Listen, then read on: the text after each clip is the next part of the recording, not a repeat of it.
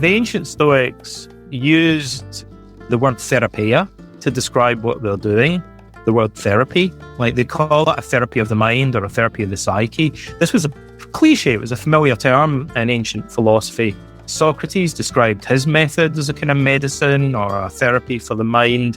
So it wasn't just the Stoics, but the Stoics were the school that was best known for developing this aspect of philosophy.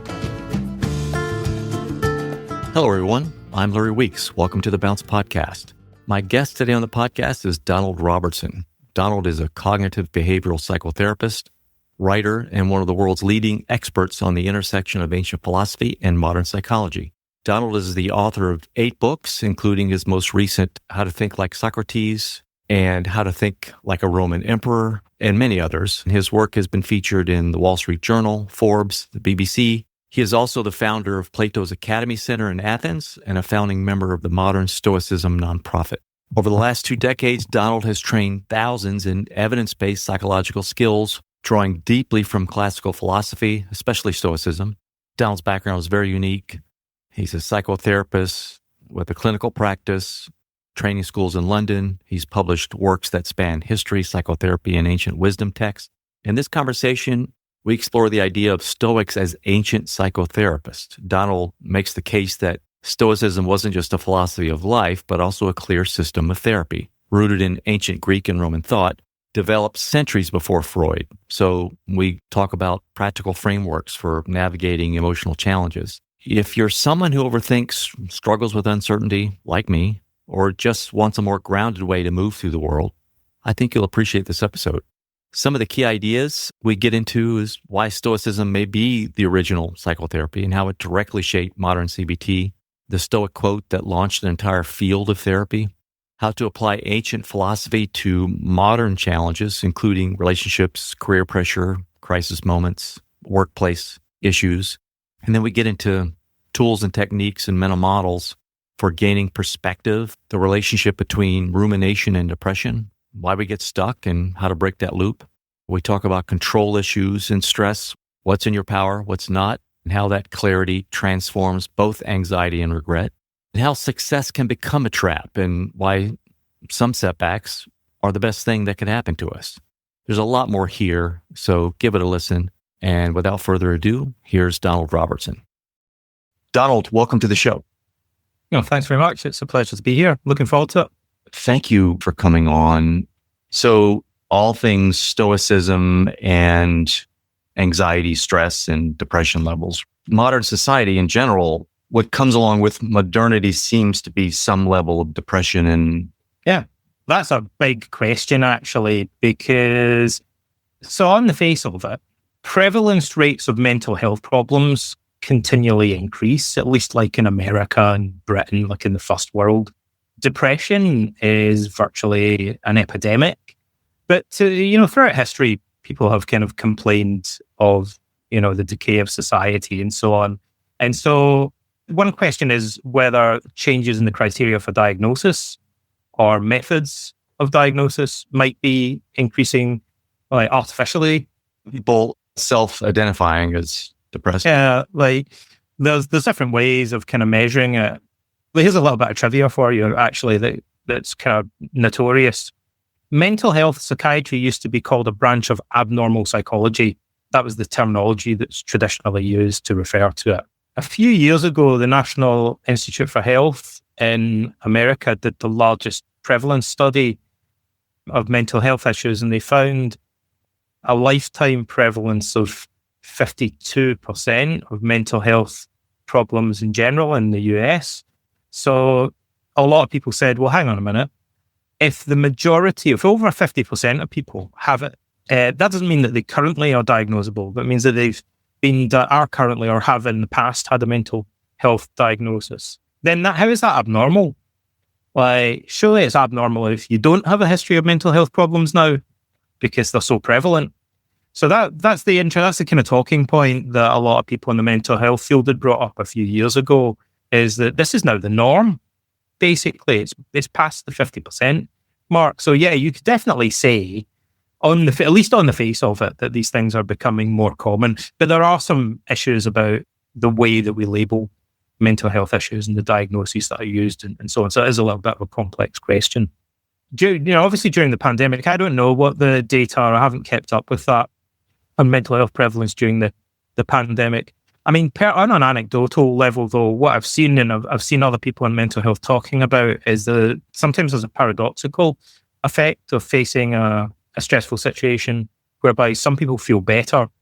You'll hear these anecdotes like, people in Britain would say during the Second World War, there were people that said it was the best time of their life, like living through the Blitz and stuff like that. And I think Spike Milligan's a famous British comedian, said when he fought in the Second World War, it was the happiest time of his life, even though it seemed like a great catastrophe.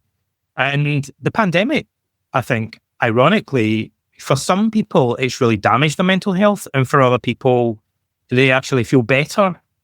I have a lawyer friend who we've known each other for 20 years, very unhappy generally. Just, it's a stressful occupation.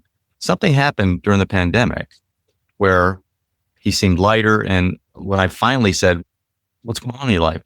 He let work go. Something happened where he was no longer going to an office and he let go of the importance of it. Something happened psychically to him that he held everything lighter. There are many ways in which that happens. I mean, I'll just rattle off some quickly. First, as a kind of aside to this, it's well known in mental health now that there's a phenomenon called post-traumatic growth, whereby, we all know a post-traumatic stress disorder. So when people go through traumatic events in civilian life or in the military, sometimes they develop this mental health problem called post-traumatic stress disorder.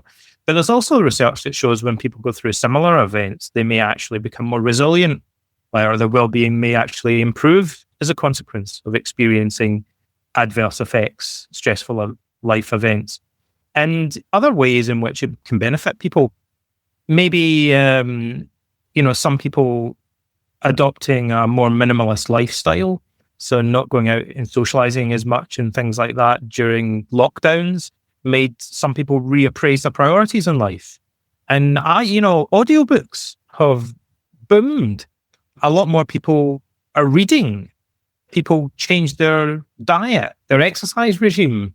Like many people, when they were faced with the prospect of being stuck at home during lockdown, reevaluated their daily routine and embraced a more healthy lifestyle.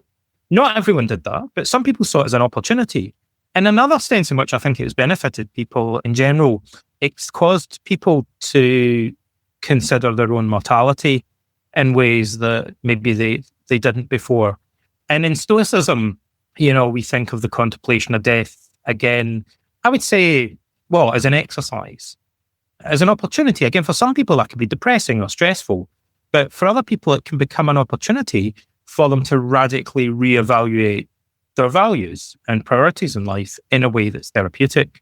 When I look back on any kind of personal growth in my life, 8 times out of 10, it's something difficult.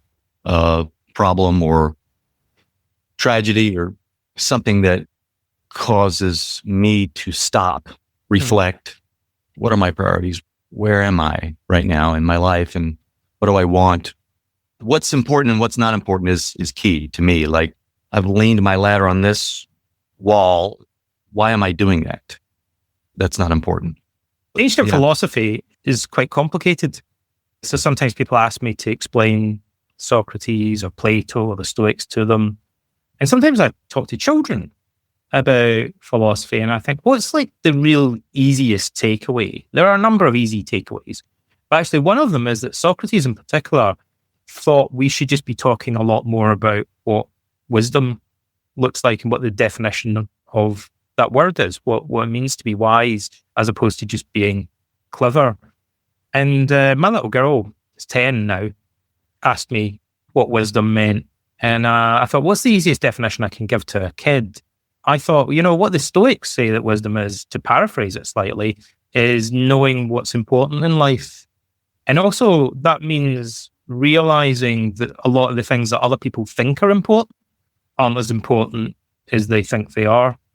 So kind of seeing through some of the values of society and so on. I think that's kind of what you're talking about. And to some extent, it comes from reflecting on our own past experience and looking back in our lives and maybe realizing that some of the setbacks we've experienced in life might actually have turned out to be for the best. So the things that people normally view as setbacks or catastrophes aren't necessarily as negative as people assume that they are when we look back on them with the benefit of hindsight.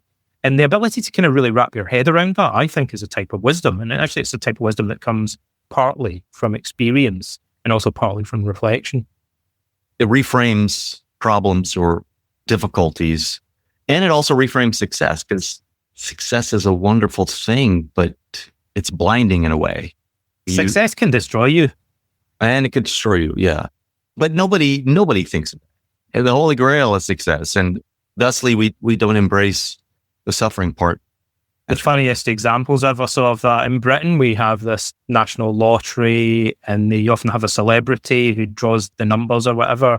And I saw the pop star Robbie Williams doing it once, and the draw is live. And I always remember he was just kind of like he had to draw the balls out or whatever. And just before he did it, he turned to the camera and kind of gave it a wink or whatever. And he kind of whispered, "It won't make you happy." Mm-hmm. Like, he was drawing the lottery. Like, I thought that was kind of funny, but it's an interesting point.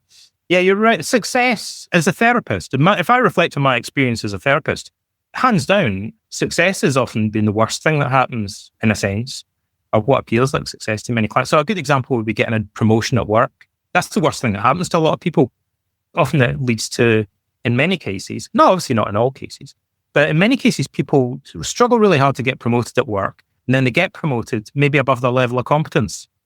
Or maybe now they're working longer hours and it destroys their marriage or something like that. You've got to be careful what you wish for sometimes.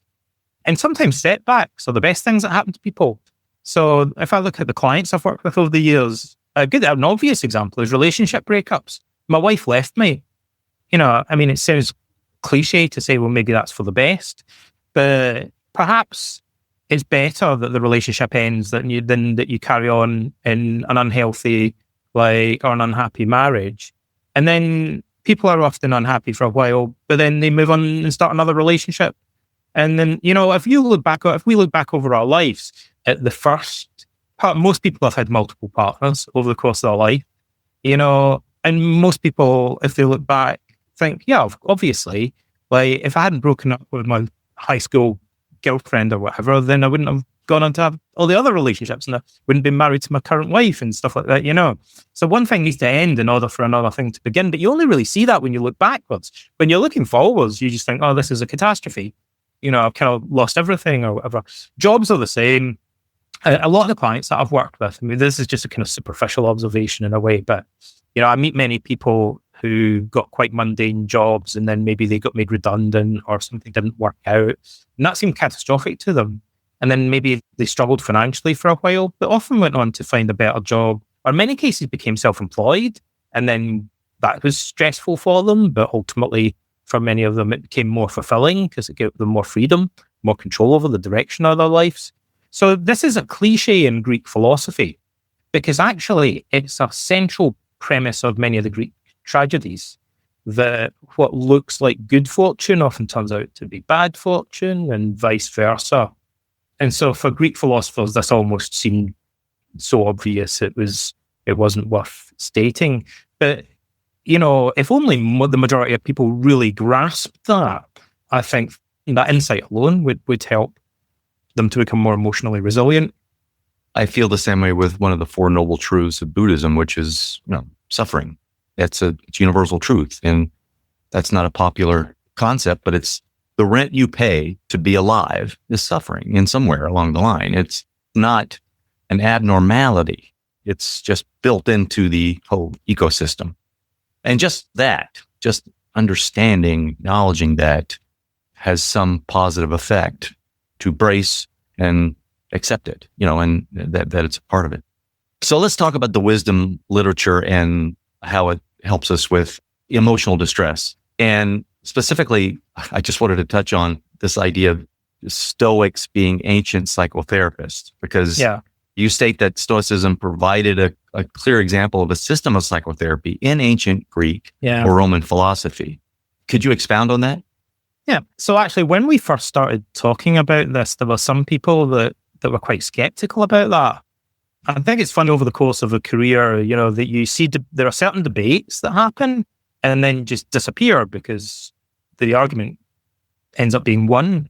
So when we first started doing this, and when I wrote my first book about philosophy and CBT, there were a lot of people who said, mainly academic philosophers, who said, look, there isn't psychotherapy in Stoicism or anything like that. Like, you guys are kind of like just trying to project CBT in it or kind of like read between the lines and stuff. But nobody really says that anymore because there are so many books now about the psychological strategies that we find in Stoicism. Yeah, and the relationship. Well known. Yeah. Like, so it's interesting to see the argument just disappears, like, because those guys are wrong. Like, and everybody can see that now. So the ancient Stoics used the word therapia to describe what they're doing, the word therapy. Like, they call it a therapy of the mind or a therapy of the psyche. This was a cliche. It was a familiar term in ancient philosophy. Socrates described his method as a kind of medicine or a therapy for the mind. So it wasn't just the Stoics, but the Stoics were the school that was best known for developing this aspect of philosophy. And they had entire books about Stoic therapia.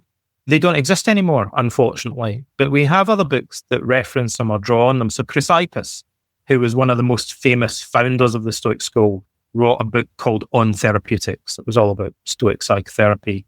We have one whole book about Stoic psychotherapy that survives today on a particular topic, and it's by Seneca, and it's called On Anger.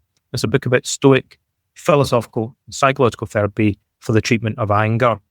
And we also have a book by a guy called Galen, who was an ancient physician and a very prolific writer, and he was the court physician of the Roman Emperor Marcus Aurelius. And Galen has a book called On the Diagnosis and Cure of the Soul or the Psyche's Passions. And so it's a very early book on psychiatry or psychotherapy, and that survives today. And he, although he's not a Stoic, he's read Chrysippus' book and these other earlier lost books on psychotherapy, and he quotes them and draws on them. Sometimes he disagrees with them. So that's kind of what ancient literature is like. Sometimes we lose the original book and then we have other books that react to it or use it or comment on it. So that's the state of the ancient Stoic literature. But in the surviving Stoic texts, we have lots of examples of these techniques. I'll give you one very easy one.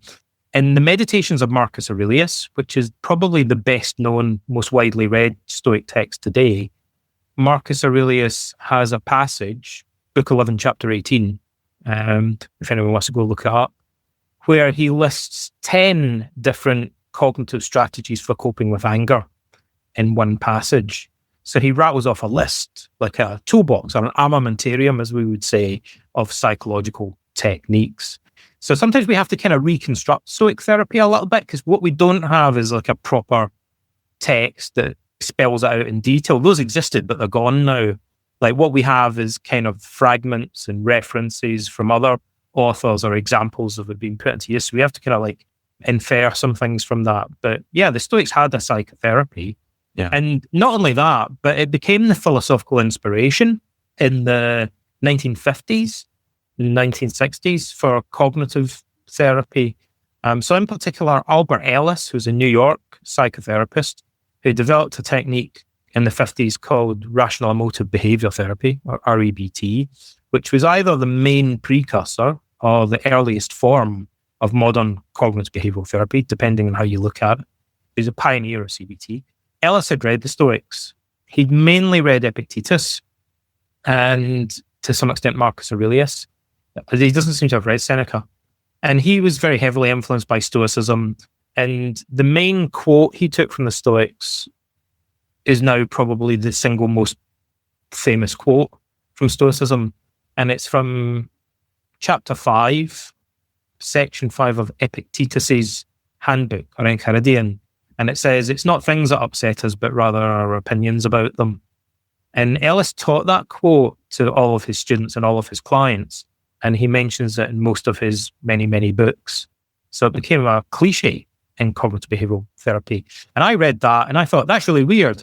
Like, how come these psychotherapists don't say more about ancient Stoicism?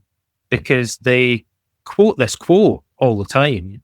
They all know it, but there's probably a lot more that they could draw from Stoicism. And so that was what got me started writing books about the subject. Yeah, and to that point, is there some amplification of CBT or cognitive behavioral therapy to know the philosophies behind it? So, and I'm assuming you would say yes, but are the Stoic techniques or these ancient wisdom techniques different enough as to multiply these cognitive heuristics? So does this lead to more tools in the toolbox, as it were? Yeah. Or is it a blend? On several levels, yes. So one of them is when I wrote my first book about this subject, the thing that I said is, look, in CBT, we have a kind of professional obligation, because it's evidence-based practice, to recommend that clients go and see a qualified mental health practitioner and they get a diagnosis if they've got a mental health problem, and they get an evidence-based treatment plan. So we wouldn't say, off you go and read Marcus Aurelius if you're clinically depressed, right? That would be unethical, right? We'd say, no, go and see somebody who's qualified to assess you properly, and they'll give you a modern state-of-the-art treatment plan. However, reading Marcus Aurelius could be used as an adjunct to complement that. It would complement it very nicely, thanks very much. And when I first started off, Stoicism wasn't quite as popular. It was just beginning to become popular.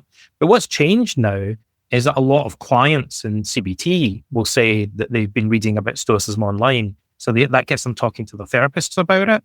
And then it allows the therapist to say, well, a lot of the CBT techniques would complement the Stoicism stuff. And the difference about Stoicism is that Stoicism, first and foremost, is a philosophy. It's a philosophy of life that happens to have this therapeutic dimension to it. And CBT is not a philosophy of life, although it would be very tempting to try and construct one of it. CBT, generally speaking, is meant to be time limited, problem focused, goal directed. So you go and see a therapist, and then you stop seeing a therapist at some point, and you pop out the other side of therapy. Hopefully you're improved, but you're not supposed to see cognitive therapists indefinitely, generally speaking. And so therefore CBT doesn't kind of aim to be a lifelong... No, it's a skill you learn, right? It's thing you do. Teach a man to fish type of thing. Yeah. Now there's some kind of grey areas, some exceptions to that. So what people sometimes look for, they do the CBT and they think, wow, this is amazing. It's giving me these great insights and it's helping my panic attacks, my depression or whatever.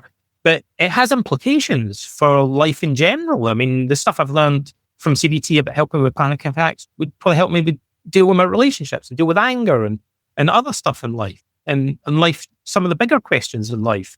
But CBT doesn't really aim to do that. Its vision isn't as grand as that. Its scope isn't as broad as that. And that's where Stoicism comes in. Stoicism maybe answers the question, what would happen if you took the basic insights and techniques from CBT and turned them into a philosophy of life? Well, if you did that, you'd end up with something that looks more or less like Stoicism, arguably, or at least it would be comparable to Stoicism in many ways. And so I think that's why people are drawn to Stoicism and why they often compare it to CBT. Stoicism is bigger. It's not just for Christmas.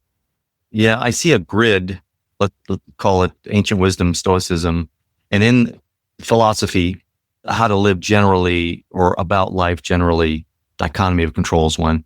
But within that big square, I see dots of techniques that are CBT, right? Thought disputation, managing shoulds. And I see these as, maybe I see an OS, an operating system, and then applications on top of it, something like that. Right. Well, and I guess what I'd add as well, like, so people always want to know about specific techniques. I'll come back to those in a moment. But I'm going to I've got the list. I want to jump in that list. Yeah, I think as a preface to that, as a bit of context, it's important that people understand what cognitive therapy is, first of all, right? So in a nutshell, the easiest way to explain it is this: clients come into therapy and they say, hey, I'm depressed or I'm anxious. And then they say, and it sucks. Like, it's ruining my life. It's ruining my relationship. It's affecting my performance at work. It's giving me stomach ulcers or whatever. Like, and it's affecting my sleep, or et cetera, right? So clients will come in, they'll describe a presenting problem, and then they'll describe its consequences or its impact on their life. In doing that, like in the initial psychotherapy session, what they do, without realizing it perhaps, is lay out a motivation for change, right? Now, at that initial session, they haven't already changed, right? Because maybe they don't know how. So usually they arrive at what psychotherapists sometimes call a point of stuckness. So the client will talk for maybe the best part of an hour about how their depression is wrecking their life and how awful it is and how it's been bothering them for years or whatever, and they can't see a way out, et cetera, et cetera, et cetera. And then you might be thinking, geez, you probably want to do something about that then, wouldn't you? And so then the client will say, but I can't help it. It's just how I feel. And at that point, Ellis would lean forward and smile at them and say, yeah, but it's not just how you feel, is it? It's also how you think. And that, my friend, is really the beating heart of cognitive psychotherapy, because it's based on what we sometimes call the cognitive model of emotion. And that's the idea that emotions aren't completely separate from thoughts. And most people assume that they are. In our folk psychology, as we call it, in the psychology that most people take for granted in daily life, we think of emotions as being over there and thoughts as kind of being over there, and they're kind of vaguely related. But in cognitive therapy, we say, no, they're very tightly related, and in ways that you don't understand at first, like in secret and hidden ways sometimes. Your underlying beliefs, your patterns of thinking are maintaining your depression or anxiety. And that's really important because beliefs have propositional value. In many cases, they're true or false. And that means you could dispute them, as you mentioned earlier, and you could replace them, and you could evaluate them, and you could challenge them. So it opens up, this insight opens up a whole toolbox of therapeutic cognitive techniques. And it's the same insight that the Stoics had when they said, it's not things that upset us, but rather our opinions about them. And then you might think, well, being upset sucks. Like sometimes it kind of gets to you after a while. Like maybe we want to look at the opinions that cause our upset and make sure those opinions are actually true and rational and beneficial. And maybe we can work on those opinions and improve them. And then our emotions would change as a consequence. That's the heart of Stoicism and also the heart of cognitive therapy. Now, from that common shared premise, which is really fundamental, it's like the root of everything. From that common premise and from that quote from Epictetus that expresses it in plain English, you're probably going to arrive at similar conclusions. So if that's your starting point, so the Stoics inevitably are going to arrive at certain conclusions about techniques that you could use to identify those opinions and change them and stuff. And cognitive therapists are going to go, yeah, we arrive at similar conclusions, because we've diagnosed the cause of the problem in similar ways. So if you both agree on the cause, you're potentially going to agree on the cure. And that's why there's a lot of parallels. There's a historical influence, like Ellis had read the Stoics, and so he drew some direct inspiration from them. But also cognitive therapists, because they'll start off from the same assumption to some extent as Stoics, they're bound to arrive at similar kinds of techniques. Now, the first book I wrote, I identified 18 different psychological strategies that you can find in the Stoic therapeutic literature. And many of them are similar to things that cognitive therapists or other psychotherapists do today, but some of them aren't really. And so I'll give you an example. Right at the very beginning, when I started, I was only talking to psychotherapists about Stoicism for many years. I'd speak about it. It dawned on me one day, actually. Now I speak at all sorts of conferences. For years, I only spoke at psychotherapy conferences about Stoicism. And my audience would just be loads of psychotherapists. And I wrote books and articles just aimed at psychotherapists. And the audience has changed. Now it's much more of the general public that are interested in this. So when I spoke to my trainees, like therapists and supervisees and so on, I'd talk to them sometimes about Stoicism. And they'd say, oh yeah, that sounds like stuff we do in therapy. And I say, but there's this other technique that the Stoics use, which scholars call the view from above. And it's pretty common in Marcus Aurelius's Meditations. He mentions it at least half a dozen times in different ways. You can seem to find references to it in the other Stoics, of Megma and Seneca. And then in other philosophical literature, it seems to crop up as well, like it was a bit of a familiar concept or cliche in ancient philosophy. And it involves visualizing your life from high above, as if you're like Zeus looking down from Olympus. You've seen Clash of the Titans in these old movies where the Olympian gods are looking down and humans are like chess pieces or whatever. So looking down as if from high above or from a helicopter or whatever. Or there's another version of it that's more cosmological, that involves just imagining your place in space and the totality of the universe and the present moment in relation to the entire history of the universe, the whole of time and space. You're changing your perspective. Massively expanding your perspective, right? And the Stoics think this is a kind of mystical technique because they go, geez, like, whose perspective is that? Like, and they go, well, Zeus's, like, it's the perspective of God in a way. You're kind of trying to wrap your head around, you put yourself in the shoes of God by using your imagination, very simply, right? And the Stoics thought this was therapeutic. And at first I was like, it's a cool technique because it's super easy to describe. And actually, you could record a guided meditation, like really standardize it really easily. So I did. And I would just play that 20-minute guided exercise to people and get them to do it. So we could standardize the whole thing. And then I'd say to my therapists, what do you guys make of this? And it's a technique that fascinates psychologists because it's easy to replicate and it has a very obvious psychological effect.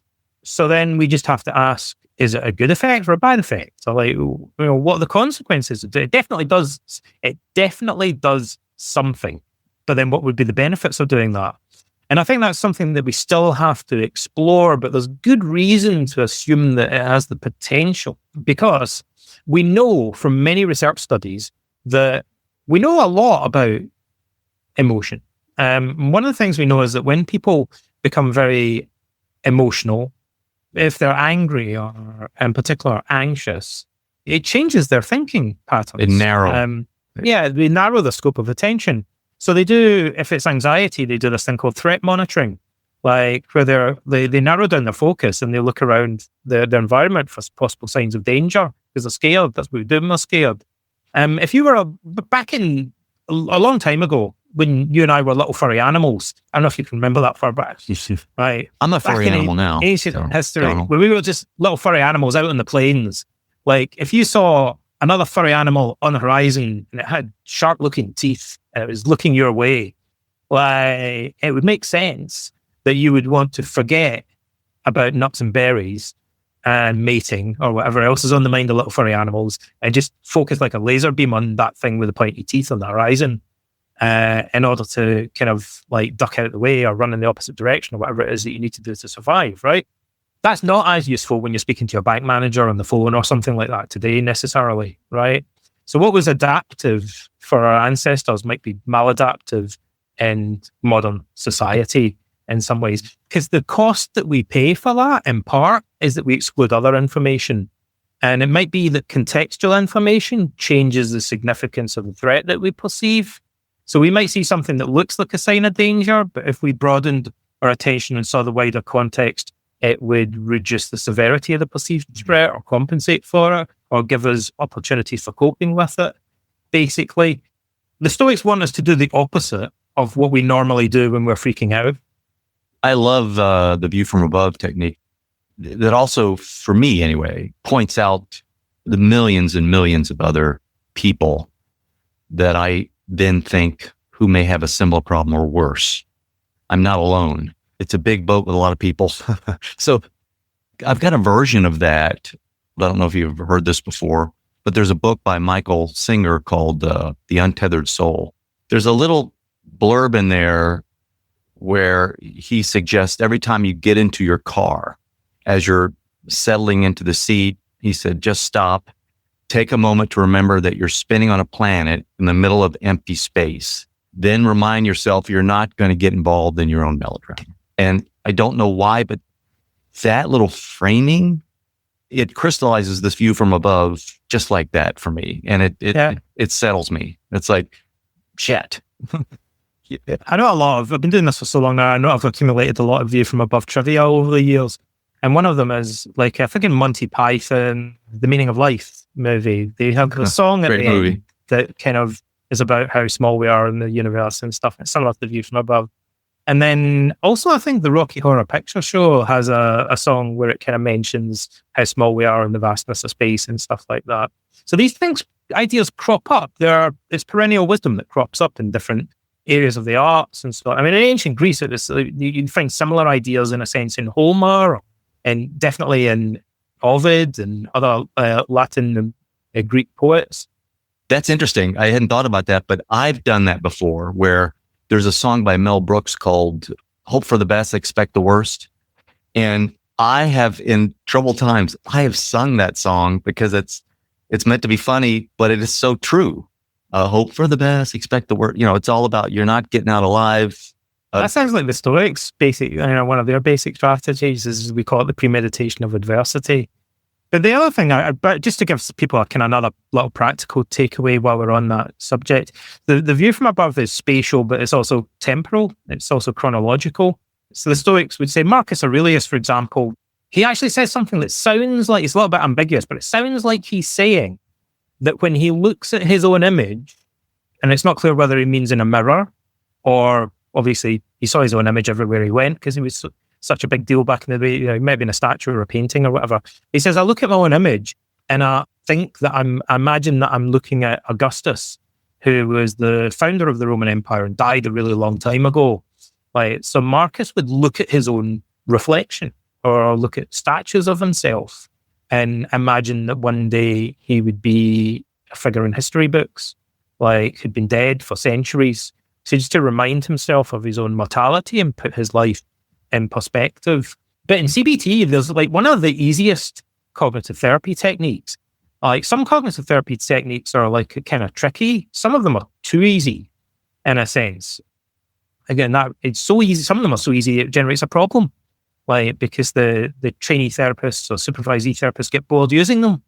But one of the easiest techniques is to say to people, well, what's probably going to happen next when they describe a feared catastrophe in the future.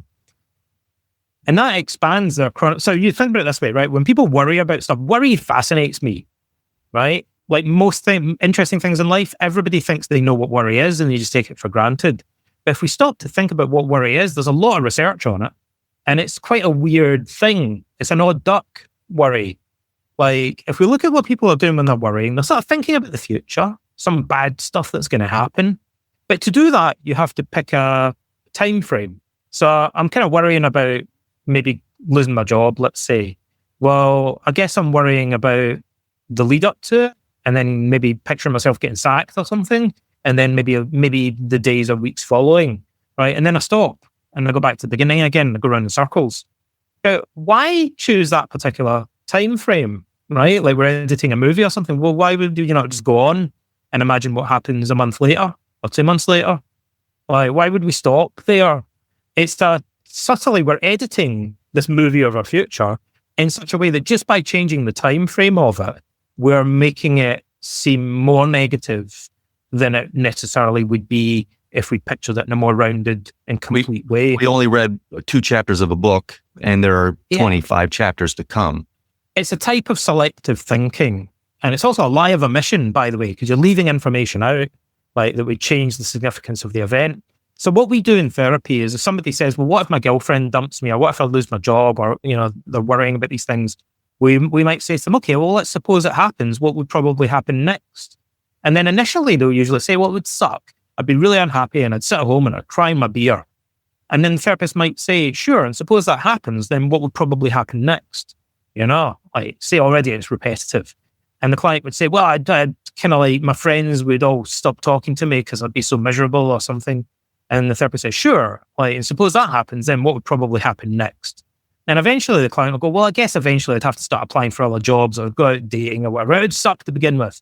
And the therapist would say, sure, but suppose that happened, what would probably happen next? And then the client goes, well, I guess eventually I'd find another job or I'd find another girlfriend or whatever, and my life would move on. And then suppose that happens, and what would probably happen next? And So that does 2 things. By expanding the chronological perspective, it decatastrophizes the event, the feared event, because it seems bad, but maybe it's not permanently bad. So that takes some of the edge off the severity of it by viewing it in a more rounded way. But also at a more subtle level, it tricks the client or forces the client into planning coping behavior. When we worry, we go around the circles, we don't really think about what we don't problem solve. Do about it, right? We're not really problem solving. But by asking someone that question, you're basically tying them in a verbal corner, painting them into a corner whereby they have no choice but to start thinking about possible solutions and ways forward in a more matter-of-fact way. And that's a form of the view from above. It's expanding our chronological. Could one do that? So my audience is listening, bunch of worry going on, anxiety. Can someone do that on their own? And how would they best do that? Do the same thing for themselves. They could write it down. They could just ask themselves a question. Like any strategy, it's not going to work every time. If someone's very deeply depressed, we don't want them just dwelling in negative consequences. But like any good technique, try using it. In fact, does it seem like this might be helpful? Or you could also ask yourself, is there a good and bad way of using any technique? Because I emphasize that because certain types of clients, particularly clients with clinical depression, often say, I've tried everything and nothing works, because they feel so hopeless. The depression sometimes undermines their ability. Yeah, everything's tainted. Yeah, everything's tainted, right? So any techniques that you use kind of backfire or potentially. So a good way to resolve that is just to test things out and only use it, obviously, if you think it's going to benefit you, or to start considering whether there might be good and bad ways of utilizing the technique and what the difference would be between a good way of using that technique and a bad way of using that technique. But they can just ask themselves, with that caveat in place, with that troubleshooting strategy in place, they can just literally ask themselves, they could write it down in a bit of paper. And their goal is basically just to expand the perspective, focus a bit more on coping and decatastrophize the feared event. Another similar strategy would be to say, if you look back on that event a year from now, how do you think you might view it differently, or how might you feel differently about it? And then if you look back on it 5 years from now or 10 years from now, how might you view it differently or feel differently about it? So sometimes that's called time projection, changing our temporal perspective on things. So either broadening it by viewing it more expansively or putting ourselves in the future and looking back are both easy ways to change the way we feel about things. I think you mentioned something that we need to emphasize is very important. Not every technique works for everyone the same way, right? So if you're out there listening and you're trying these things, or one or two of them, and it's not resonating with you, try the next. Try something else. This is not something wrong with you necessarily. This may be, as Donald said, some temporal pit that you're in. So there are other techniques to try. I want to go back real quickly because you said something very important. The connection between emotions and thinking, or thoughts and emotions, where you said, hey, if you're feeling bad, there's some thought behind it. So that doesn't always feel true, right? In other words, I sometimes experience negative emotions. I have no idea where they're coming from. Sometimes I have noticed, Donald, that, and please, you're the expert, so make sure that you straighten me out here. But if I'm sleepy or foggy or fatigued, there's a saying that fatigue makes cowards of us all. I think my brain will interpret fatigue sometimes as depression or something's wrong in my thinking. Some circumstances upsetting me, I'm interpreting it differently. When the fog clears, I realize, my brain was trying to explain the fatigue as some kind of distress. Is that possible? Is it always in every case that a negative emotion is tied to thought, whether that's conscious or subconscious? Short answer is I would say yes. It is true in every case that a negative emotion is tied to thought, but in complex and subtle ways. So clearly, I imagine some viewers or some listeners would be kind of up in arms about that, because there's obvious counterexamples you can think of. So we need to dig into it a little bit. If somebody runs up behind you and shouts boo, you'll jump out your skin and your heart rate will shoot up, right? So people might say, well, hang on, that doesn't look like it's cognitive. Like, it looks like that was a reflex. It's the startle response, right? That's physiological, if you like. It's an innate reflex. It wasn't that you were thinking something awful is going to happen. Like, you just reacted to a loud noise happening suddenly behind you. And equally, if you drink a lot of coffee, you might start to get agitated and your heart might beat faster and your mind might race because you just consume loads of caffeine. Or if you take psychoactive drugs or have certain illnesses, like, it might change your mood or your thinking. So it's not true that cognition causes emotions in that sense. Nevertheless, even when those initial physiological changes, you could call them the kind of precursors of other emotions, once those chemical effects or pathogenic effects or like external stimuli take effect, we immediately start thinking. Like cognition comes into play in response to this. So someone turns up behind me. It's that interpretation of. Yeah, we then have an interpretation, right? So thinking then comes into play. And the Stoics knew this. They talk about it and explain it. So they even have terminology. They call the initial reflex like involuntary emotional response, propathei, or proto-emotion, or proto-passion. And the Stoics say that's involuntary. Like, we don't control that. It's not necessarily cognitive. But what matters is what we then do next. Do we worry about it? Do we ruminate about it? How do we interpret it? And this is the modern cognitive model of emotion that we use. That there are different stages of our response, and it's the voluntary cognitive stage that comes a little bit later that shapes how the emotions develop, and that's where we can come in and change things. But nobody would say that the initial emotional stimulus in every case involves beliefs or thinking. The real answer is a little bit more complex. They're tied together, and what matters is how you respond. So the Stoics' way of describing that is, there's a story. Let me tell you a little story. There's an ancient author called Aulus Gellius, who's a rhetorician during the reign of Marcus Aurelius.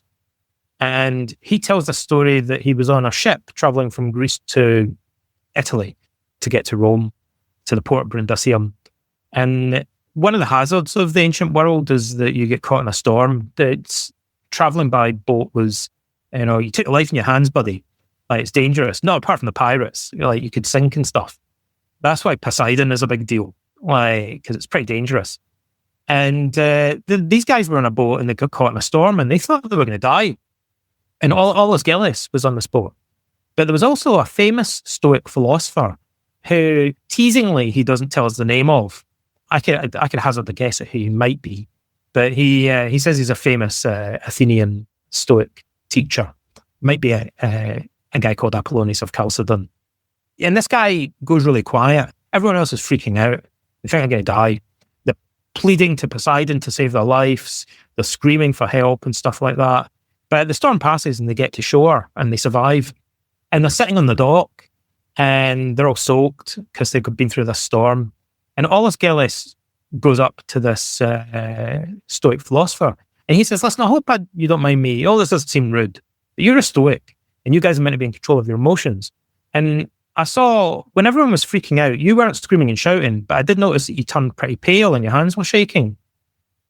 And the Stoic philosopher pulled out a copy of the Discourses of Epictetus from his satchel. And he read him a passage from it. And he explained the Stoic theory of proto-passions, or propathei. And he said, well, the Stoics believe that we have these reflex-like emotions. He said even a seasoned ship hand would turn pale and shake in a storm like that, where he thought his death was imminent. But he says it's an involuntary emotional response to an imminent threat. It's a type of response we share with an animal. It's a reflex. Seneca compares it to somebody poking a finger towards your eye, like you're bound to this blink reflex he's describing. It just happens that and also he was getting seasick probably as well, like turn pale and shake and stuff like that. But he says the difference is that the Stoic doesn't dwell on it catastrophically afterwards. He doesn't continue to freak out about it. He doesn't interpret it in the same way, but he accepts the initial anxiety response is natural and inevitable. Now, in that respect, Stoicism shares some common ground with third wave cognitive behavioral therapy, like the Stephen Hayes you had on your show. Acceptance and commitment therapy. Because the Stoics would say that those initial feelings of pain, discomfort, nausea, anxiety, even fatigue, are natural and to some extent inevitable, or in Stoic terminology, they're not up to us entirely, not directly up to us, they're not directly under our control. That happens first, and then what happens next is our voluntary response to it. Or an interpretation of what's up to us in Stoic terms, and that's what we should take control over and change. This is great because I want to dovetail into acceptance, but just to put a stake in the ground here, an emotion can be involuntary, but you can then interpret that emotion. So there's the connection with thought. Or you could have negative thoughts can come up and then the emotion follows. So it can go both directions. What muddies the water here is that some philosophers and psychologists will kind of argue over the definition of what constitutes an emotion. And also there's a problem of translation. One of the hardest things to translate from another language are terms for different emotions. And similar to different languages have different words for different colors. There's a word in Greek that means light blue. We don't have one word for that necessarily that corresponds with it in English, right? So because emotions are nuanced, terminology for different types of emotions doesn't, particularly from ancient Greek, doesn't translate that easily into English. So the terminology that the Greeks use to make these distinctions between different aspects of emotion doesn't exist in the English language, right? Which is kind of scary in a way. Like, these guys were more articulate when it comes to understanding how their emotions work than we are.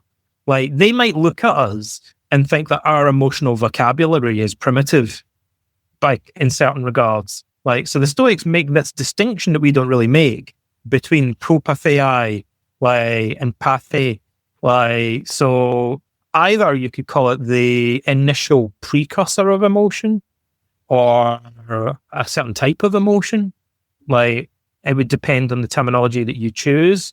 But this kind of first flush, like someone walks up to you in the street and spits in your face and your blood pressure shoots up, like that kind of initial reaction, you might call, Seneca says, I'm not sure whether to call that anger or not. He would call that a proto-passion. So I don't know whether you want to call that an emotion or not, but yeah, we need to distinguish that from the anger, the more ruminative anger that follows on from it, where you start to think, how dare you? What an asshole. Like, why did you do that to me? That's all voluntary. Like, or most to a large extent, it's voluntary. So let's talk about the Stoic acceptance and indifference. So the Stoics want to look at external events dispassionately without strong values or emotions to them. Is that right? Broadly speaking, the Stoics do not believe that external events are completely indifferent. That would be like nihilism. In a way, Stoicism is the opposite of that. But they don't think we should attach such strong value to external events that we become pathologically upset by them, is one way of describing it, right? The Stoics, or another way of putting it would be that the Stoics think we should place more value on our response than we do upon the thing that we're responding to, would be a slightly more technical way of phrasing it. So there is some value, the Stoics have a term for it, they call it axia, that we assign to external, it would be rational to assign to external events, but it's not the same sort of value that would make us depressed or angry. They think we should attach more value to our voluntary responses to things. So what they want to do, in a sense, is to kind of change the way that we assign value and to soften it a bit, would be a way of putting it, but not to eliminate all value.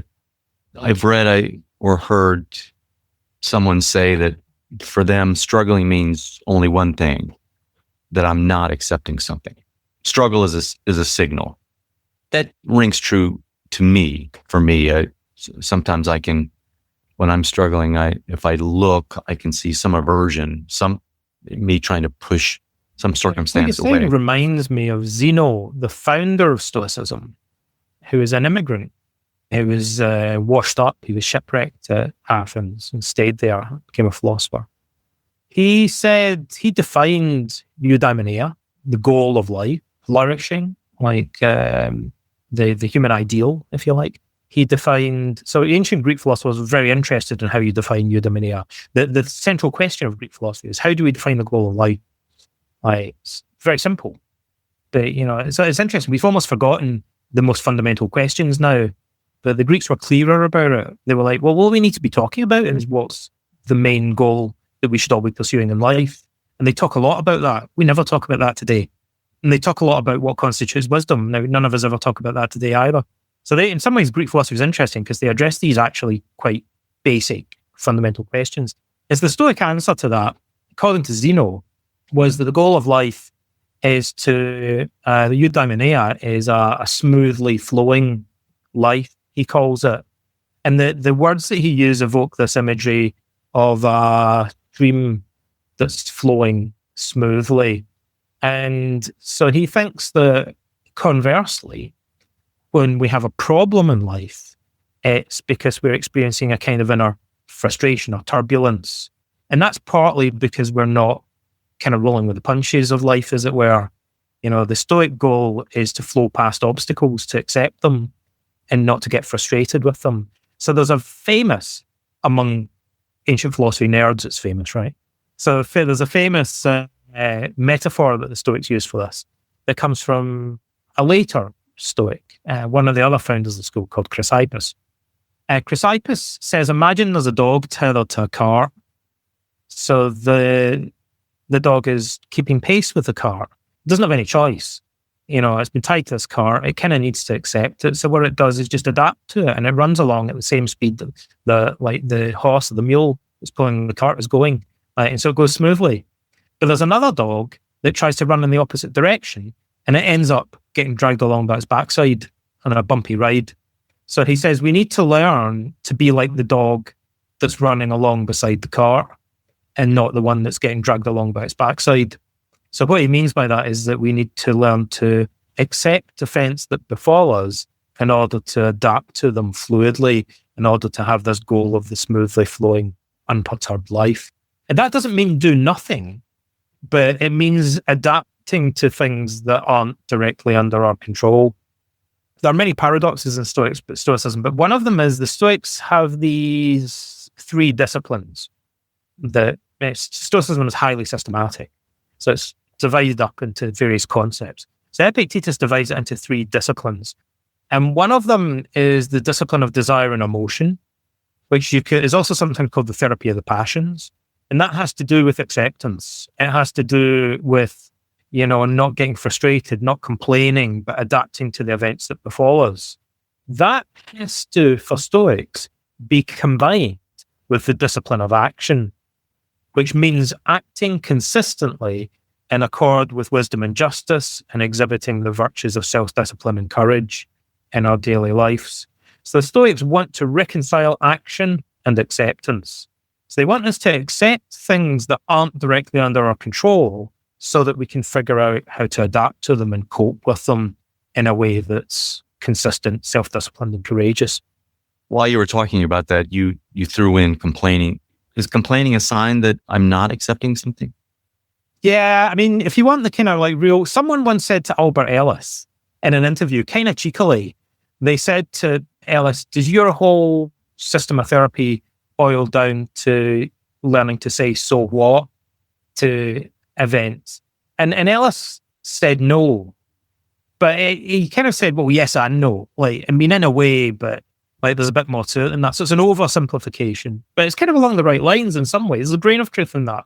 Stoicism is a complicated and nuanced system. But there is also a grain of truth in the idea that Stoicism is about not complaining.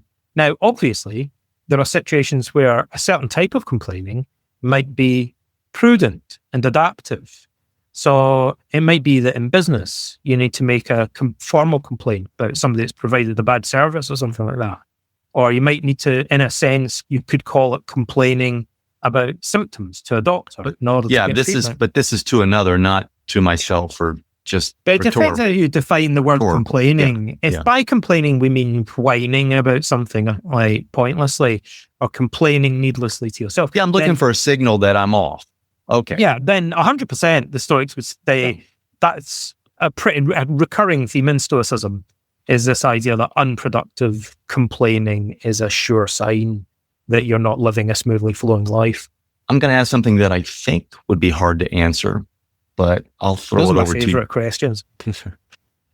If someone is depressed, and that is oftentimes necessary, somebody needs to talk to somebody, right? If someone's time constrained or they just cannot bring themselves to be vulnerable in a therapist, how would you, I'm just going to ask it because I keep stumbling over it as I think about how I'm going to ask you this, but is there an 80-20 for the ancient wisdom that you could provide someone in your psychological coaching that mitigates or manages depression in a sense, right? Is there a general philosophy that you try to imbue in them that you found helpful? That was an easy question. What? Haven't heard. Easy question. Everyone's got that question in a way. What's the basic general takeaway? I reach the top of the guru mountain. I crawl up there and I get up there and the guru says, boom, boom, boom. The problem is that when you get that answer, it's going to be so simple. It's going to seem that's why. So the Stoic answer to that would be, sure, the basic thing that you need to do is to continually pay attention to your value judgments and to separate them from the external events to which they refer. So in plain English, that would mean training yourself to be continually mindful of that saying from Epictetus. It's not things that upset us, but rather our opinions about them, to be continually aware of that. And so you've talked to some cognitive therapists before. The technical term that we use for that, arguably, in modern cognitive therapy is cognitive distancing, or is very similar to a term that Stephen Hayes and behavior therapists use called verbal diffusion. So the tricky part is it's a very simple concept, but it's a slightly abstract concept because it's quite pervasive. So it would be learning, Aaron Beck describes it, the founder of cognitive therapy, says, imagine that you're wearing coloured glasses, like rose-tinted glasses, and you look around and you think, geez, Larry looks pretty pink, and that cat over there's pink, and that house is pink. And then you've been wearing these glasses for so long that you just assume that that's what the world looks like. And then someone comes along and they knock them off your face. And suddenly you think, oh, wow, yeah, Larry's not as pink as I thought he was. And that dog's white. And that house isn't really pink at all. And then you look at the glasses and you think, it's the lenses that are pink, not the external events, right? So Beck says that's cognitive distancing. He says that learning that your beliefs, the beliefs that cause your emotions. So if you think, oh my God, this is a catastrophe, learning that it's not a catastrophe, but you're choosing to look at it through catastrophic lenses, making that shift in perspective is the basic takeaway of Stoicism. So it's learning to notice the beliefs and values that you're projecting onto external events and to realize they're coming from you, that you're catastrophizing, that you're choosing to view something as horrible or awful. Two separate things happening, the event and then my interpretation. What we normally do is mash them together, right? Yes. And to put it another way, so the basic takeaway of Stoicism is to stop mashing them together. Yes. So that we forget the distinction between them. Then you're stuck. Once you kind of think, no, this actually is just a catastrophe, then you've kind of you've hypnotized yourself. You've duped yourself. Now you've been wearing the lenses so long, you think that and it happens like that. It happens like that. And you can't imagine there's any other way. There's a dude over there wearing blue glasses. So he disagrees with you, buddy. He thinks it's a blue house. But when you're fused, when your beliefs are fused with reality, you think, no, the house is pink. This is a catastrophe. This is awful. And the Stoics want us to separate those things and to think, no, you're having those thoughts or imposing those value judgments and beliefs on external events. The external event itself is neutral. Like nature is indifferent. It's just, a jumble of atoms and stuff at the end of the day. You're just projecting all these values onto it. And realizing that you do that gives you a lot more flexibility and a lot more freedom. And it doesn't eliminate your emotions, but it kind of softens them in a way. It makes them less rigid and pathological. And some people I think we need to generally start doubting, what we know about human psychology these days is, and neuroscience is we don't really see reality. We see our versions of it. I mean, we see some semblance of reality. Well, you did it. I gave you a hard question, I thought, and you just knocked it out of the park. Great. Why didn't the Stoics answer it? There you go. They answered it. They answered it 2,300 years ago because they had more time. This is before television. So they had a lot of time on their hands. They weren't distracted by Netflix and by, wars on the other side of the world. They're hitting me in between the eyes. Yeah.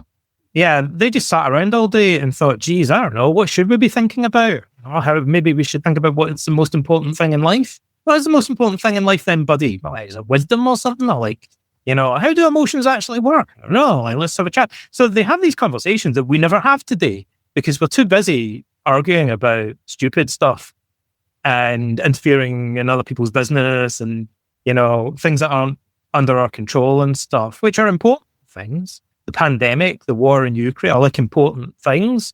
But the Stoics would say, hang on a minute, you need to back up a bit. Like before you start getting too involved in that, there's some basic questions you need to answer about who you are and what's going on inside you and what your goals are in life and what your values are, what you're trying to achieve and what you're doing wrong. Modern life is one continual stream of distractions from the type of questions that might potentially liberate us and lead us to self-awareness. This has been great, Donald. And before I wrap up, I just wanted to bring up the dichotomy of control, which seems to be a central piece of that wisdom literature called Stoicism. My favorite dichotomy. And I wanted to ask you, I see it helpful. Ukraine and what's happening now is a perfect example. But for those not aware, there are things in my control and things not in my control. And there's a lot that's not in my control. This is me butchering the dichotomy of control. But the dichotomy of control helps me with stressful things because I realize, Larry, you have moved yourself into an area where you have no control. You think you do, so it's leading to anxiety and some other things. But can this help with depression as well? Or does anxiety kind of dip into depression when it becomes so severe? And I've just thrown 3 questions into one, sorry. No, I think that's a good question. And I'll answer it by changing the subject for a moment, just to provide a little bit of context.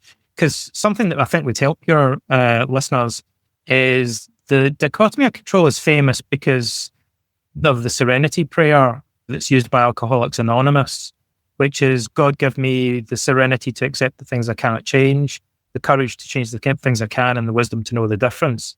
Now, we don't know that there's any direct connection, but anyone that reads the Stoics will tell you that sounds so blatantly like it's inspired by Epictetus and other Stoics that it's difficult to imagine that whoever first wrote that hadn't read the Stoics. So we don't know, but it's clearly saying the same thing. I think this dichotomy of control can help us to cope with pathological emotions, and it can also help us to cope with moral action as well. Can it help us to cope with depression? A good question, I think, to ask is to flip the question round, right? Sometimes and say, I don't know, like, how can you make depression worse? I ask that question often when I'm with my clients. I think, geez, I don't know, buddy. Like, if I started copying you and doing the stuff that you're doing, one of my favorite things to say in therapy is I'll get the clients to describe how they cope with their depression or whatever. So they'll say, I'm so depressed, I don't go out anymore, I don't go to the gym, and I don't kind of like socialize with people and stuff like that. I just kind of like sit home and ruminate. And I think it's strange how people have a blind spot for this. But then as a therapist, probably more tactfully than this, like I'm summarizing here, but at some point I might build up to saying something along the lines of, well, that sounds interesting. So if I went home tonight and started giving up all of my hobbies and cutting off ties to all of my friends and staying at home ruminating about my past a lot, I wonder if I could make myself clinically depressed. I'd probably make myself feel pretty bad if I copied your coping strategies. You've told me, clear as crystal, your way of responding to this problem. I'm pretty sure if it was emulated by anybody, it would lead them to a pretty dark place, right? It would make them feel, it wouldn't cause depression, but it would contribute to depressed feelings. So, that just highlights the fact that people's ways of coping sometimes make the problem worse. Well, if we can make the problem worse, the good news is we can make it better, if only by stopping doing the things that make it worse. And I say that because depressed clients, I tell you, here's a paradoxical question. Sometimes I'll say to clients who have depression, we mentioned earlier how sometimes depressed clients can be quite nihilistic about or lack optimism about the possibility of change. So I'll say to my depressed clients, do you think there's anything you could do that makes your depression better? They'll say, no, I tried everything and nothing works. I'll say, is there anything that you do that makes your depression worse? And sometimes I'll have to think about that, but usually I go, yeah, things I do that make it worse. I think, but surely if the things that you do that make it worse, it follows from that doing the opposite, or at least stopping doing those things, would make your depression better. So I think Stoicism can help people with depression, because what do people who are depressed do? They ruminate. They typically engage in a style of thinking that we call ruminative thinking, that involves posing unanswerable questions, often about the past and about the pervasive meaning of events. So if you sat down, let's say you plug a little listening device into a depressed person's brain and you could listen in on their thoughts, it would be stuff like, why is this happening to me? Why am I so depressed? What does it say about me as a person? And that's every depressed guy's thinking style, basically. Like, it's very broad. Like, it poses a lot of questions. There are questions to which there are no answers. There's a lot of kind of interminable analysis and rumination. It's quite past focused, right? So knowing that makes people worse, you'd think that countering it might be an obvious strategy to help them, not necessarily cure them, but help them get better. Some things are up to us and other things are not. Sometimes people say, well, sometimes it's hard to tell what thing. There's a grey area. Sure. But I'll tell you what's definitely not under your direct control: the past, because it's too late. By definition, you can't change the past. And yet, in depression, we're kind of almost thinking often as if we can. We'll ruminate about past events and wish that they hadn't happened to us, which is like the psychological equivalent of banging your head repeatedly against a wall. We think we can time travel. Yeah. And so the dichotomy of control, first of all, would help us to let go of events in the past by replying to them. Instead of going, what does it mean? Why did this happen to me? If only I'd done it differently. Instead of whining about the past, if instead we say to ourselves, yeah, but, to what extent can I actually control the past? Well, the answer is 0%. However, at a tangent to that, there are things you could do. You could learn from the past. You could change your future behavior based on past events, maybe. But that would be a much more coping style of thinking. It would be a more constructive problem-solving way of thinking, potentially. Yeah. So I think getting rid of the desire to change the past is something that the dichotomy of control can help us with, and something that's clearly toxic at quite a basic rumination level. Absolutely. Yeah. Is hallmark the depressive. Stoicism, I think, learning to think like a Stoic, I think can help us significantly with that. Donald, this has been great. You've exceeded my expectations. Thank you so much. Tell us how people can find you and any latest books or things that you are up to that our listeners may be interested in. Well, it's been a pleasure, and I very much enjoyed your questions. I always like to speak to someone who's interviewed psychotherapists, actually, or has been thinking about self-improvement, psychology. So the questions I use are more interesting. People can find me at Plato's Academy online, and maybe sometimes they're in person in Athens. So if they look up platosacademy.org, they'll find our non-profit, and I don't mind plugging that because it's a philanthropic project. So if they want to support what we're doing, we're trying to kind of bring life back to this historic location in Athens, and trying to encourage people to use the Socratic method, that would be something that they might want to check out. They can find information about me at my website, which is just donaldrobertson.name.